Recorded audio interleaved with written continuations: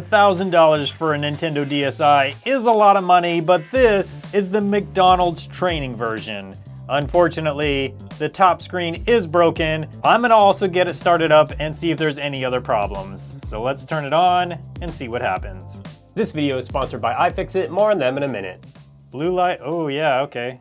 Oh, look at this, we've got a faulty bottom screen as well. It looks like the bottom screen is also cracked. So we got two screens we need to replace on this, and then we have to see if there's anything else wrong with it. Now, luckily, when I purchased this on eBay, the seller actually sent along two other Nintendo DSi's. Supposedly these have good screens, but I can't get them to turn on, so I'm gonna take the battery from this one and put them in this one and see if either of these turn on. So I know this is the good battery.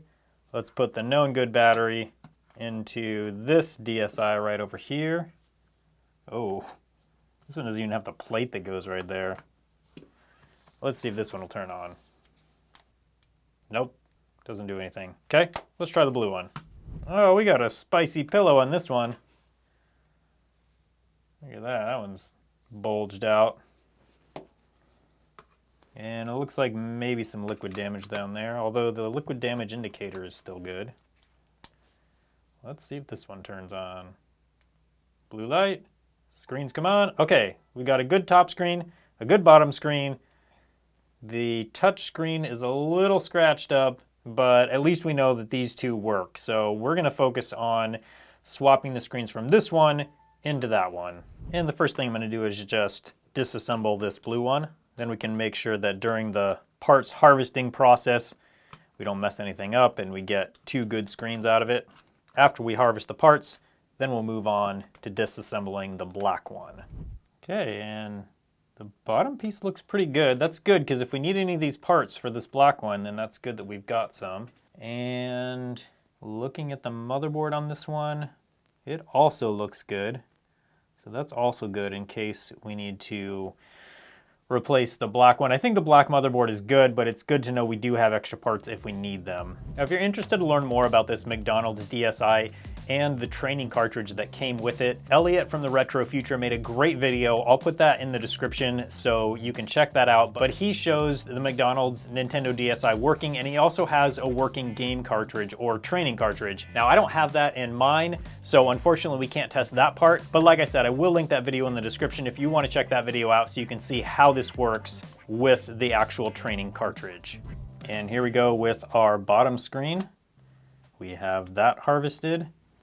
Now we are gonna need to either replace this touchscreen or at a minimum replace this bezel right here, because we will want the black one on there. We might just replace this touchscreen, as this one is pretty scratched up. So we'll see once we get the black one apart. It's been a really long time since I've done one of these, so I actually don't really remember what to do next.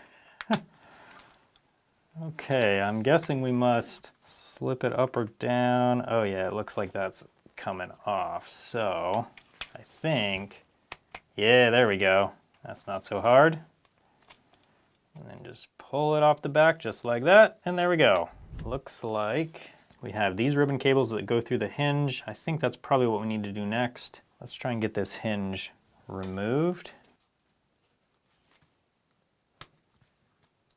I was pushing the wrong way. It'll help if I push this pin the right way.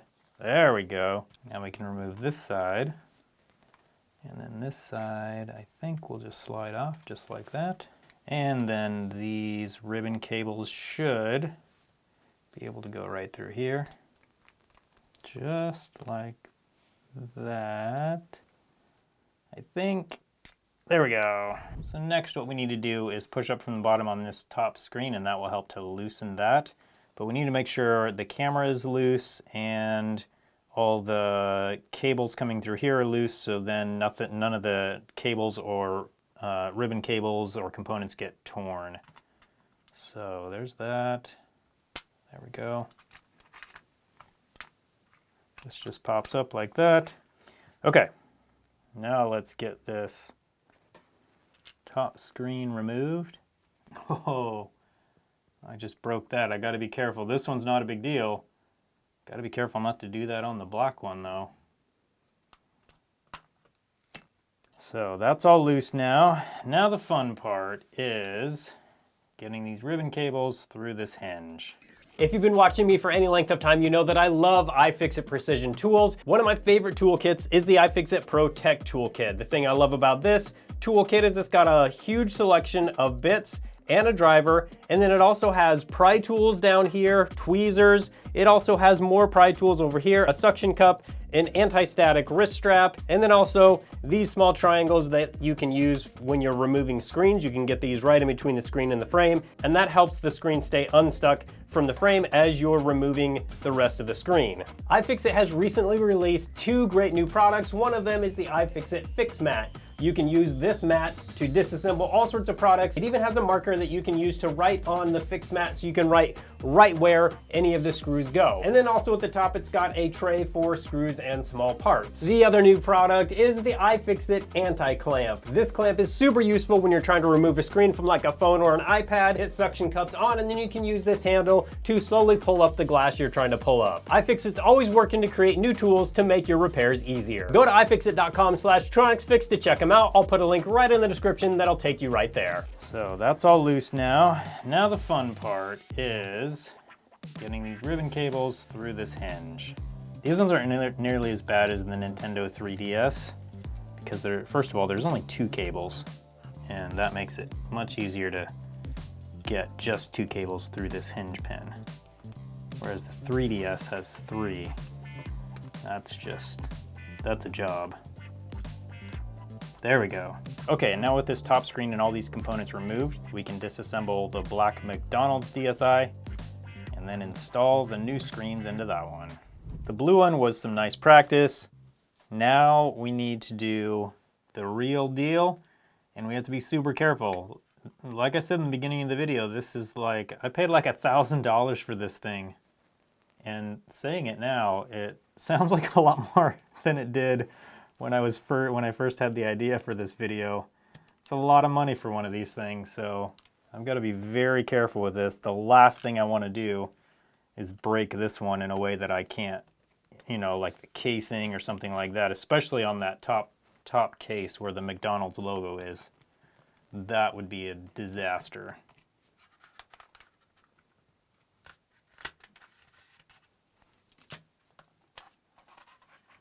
And I don't see any problems on this board. So far, the board looks like it's in really good condition, so that's good news. Even the charge port is good. Soldered on there good. The pins in the back aren't coming out, so that's good. These things are kind of known for problems with the charge port, so that's good. Not that the charge port is difficult to replace, but just one less thing we have to do. Now I do see something that's a little worrisome. This is just totally smashed, this cover right here. So that's where the Wi-Fi board was. So hopefully that won't cause an issue. I feel like at some point I might need to take that up and have a look under it. We can worry about that later though. Or more than likely I'll forget about it and just move on. Okay, and now this bottom screen can come off. So the touch screen on this one is in much better condition than on the blue one, so I do want to replace that and put that onto the known good LCD from the blue DSi. So we'll do that in just a minute. Let's get the rest of this thing apart here. I'm just going to remove all the buttons just so we can give them just a light cleaning unless they need a little more, but I didn't notice any problems with the buttons, so I think we'll be okay. But this way we can just kind of give everything a bit of a cleaning while we're doing all this work to it. And I am just going to get some pictures of how to route these antennas just to make sure that I do it correctly when I put them back together. Most of the time I don't take pictures like that, but sometimes like this, I haven't done this job in a long time, so I just want to make sure that I get these routed correctly. If you route these antennas wrong, then what can happen is you can be putting it back together and just parts of the case just won't line up, or the motherboard won't sit in there correctly, so we want to avoid all of that. We need to get these little screw covers off, and then we need to remove the back and get the screen out without breaking the case or any parts of the screen protector or anything like that. Also, these little black screw covers, I can get more of those, so I'm not as concerned about the covers as I am with the actual case. And this is possibly the most important part to not break. This outer cover that has the McDonald's logo on it. There we go. All right, looking good. But now we have to remove this stuff without breaking the case like I did on the blue one. So that's going to be the next most difficult thing. All right, now the hard part is getting this screen loose. I could and probably should heat it a little bit. That would make things easier, but I'm probably not going to. Makes it more dramatic, right? If I don't. Okay, good so far. Come on. Okay. I think it's almost all completely loose, just this bottom part down here. Yeah. It's not quite coming up. There we go. Now we need to roll these ribbon cables up, get them inside that hinge and push them through. Okay, and now the fun part of removing each screen protector and then installing the black one onto this known good screen. Well, that came off easy, but how easy is the black one gonna come off? Okay, that's not bad. That's coming off slowly, sort of. Okay, good. I use this canned air before I install the screen protector to get off anything that's on here. There we go. Get off any little dust pieces or anything like that.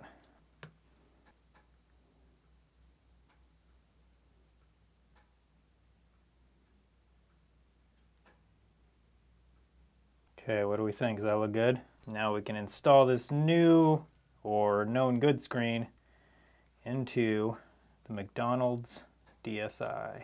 And now probably one of the hardest parts of this is installing this screen into this top case. So antenna cables first, then we will wind the screen and camera ribbon cables up in order to push them through the hinge.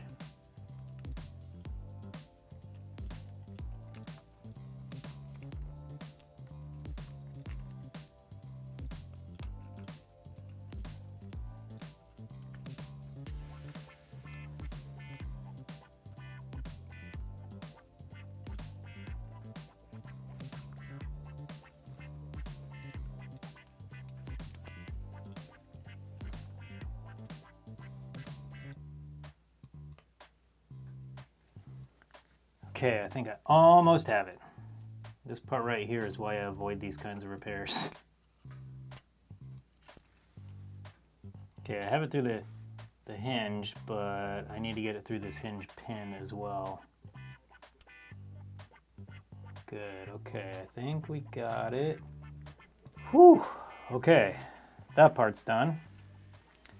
Now, we need to arrange these cables down here. Get them in the correct places. Okay, speaker cable goes there. Wi-Fi antenna. I said speaker, I meant not speaker, microphone cable. Wi-Fi antenna goes here.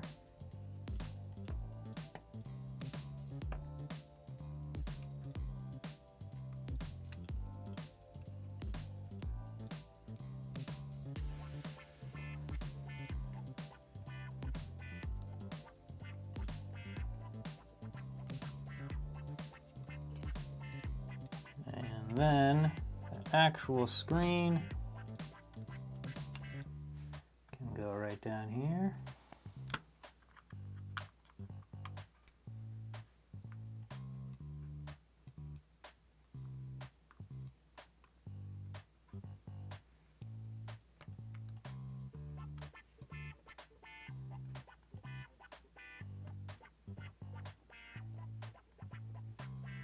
And then the camera, go right down here. There we go. And I just realized this white cable goes on top of this ribbon cable and the speaker cables go under it. So I need to fix that. Then we'll get to the rest of the repair. Okay, I think everything is in here correctly. We have all the cables routed correctly. This is actually super important. That's why it's good to have photos so I can make sure that everything is routed perfectly. And the next thing we need to do is route these cables through the hinge, and then the ribbon cables, and then we can push the hinge pin in and get this top piece attached. Okay, we got the cables through the little slot right there. And now we should be able to push everything else through here at some point. There we go. Now the hinge can go on like that. And then we can push the hinge pin in like that. And with that installed, we can then install the back cover. And this little part of the screen protector is not fitting on correctly, so I'm gonna have to remove that back piece and then just readjust this part right here. There we go, perfect. Okay, top screen is installed.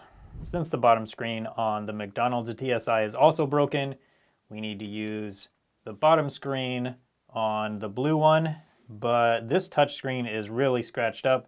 This touch screen looks really nice, so we're gonna swap those.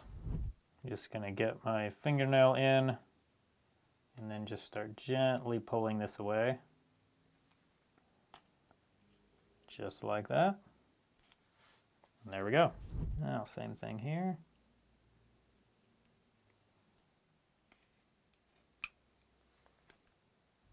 Now there's actually little shards of glass down there, and that actually got a little bit onto this touch screen, so got to try and remove that without marking up the touch screen.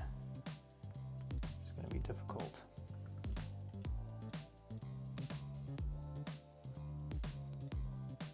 Okay, and we just got a few more pieces left. See if we can get it with canned air. One piece. Just got a couple more little pieces on here. Got one, got another one. Okay, got them all. Now we need to clean this off, and then we can install the touchscreen onto it. Got to make sure it's aligned correctly, or else we'll get some silver showing up here from the frame of the screen. That looks pretty good. And how I'm going to test it is to just install it into this board right, or this console right here. Make sure it sits in there flush how it should. Almost. There we go. And let's open this up. Okay, and there we go. That's going to work great. I'm just going to give these little button enclosures here a little bit of a cleaning. They're not dirty hardly at all, but I just want to make sure, since we're already in here, that everything's good and clean.